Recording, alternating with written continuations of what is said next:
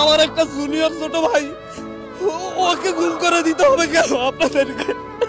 এই দেশের সংবিধানকে আমরা মাথায় রেখে আমরা প্রশ্ন করতে চাচ্ছি, একটা যৌক্তিক দাবি আদায়ে কেন 200 প্রাণ দেওয়ার পরে কেন সরকারের পক্ষ থেকে সংলাপের আহ্বান করা হবে? তার আগে কেন আহ্বান করা হয় নাই? কেন ছাত্রদের সাথে বসে এটা নিয়ে সমাধান করা হয় নাই? প্রত্যেকটা ক্ষেত্রে দমনের সিদ্ধান্ত কেন নিতে হবে একটি রাষ্ট্রকে?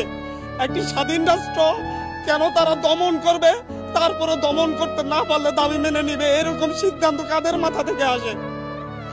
আজকে যে স্বরাষ্ট্রমন্ত্রীর আন্ডারের পুলিশ বাহিনী, যে স্বরাষ্ট্রমন্ত্রীর আন্ডারে র্যাব বাহিনী, যে স্বরাষ্ট্রমন্ত্রীর আন্ডারে বিজিবি বাহিনী, যাদের মাধ্যমে আমার ভাইয়েরা খুন হয়েছে, সেই স্বরাষ্ট্রমন্ত্রীর সাথে আমাদেরকে বসার জন্য আহ্বান জানানো হচ্ছে।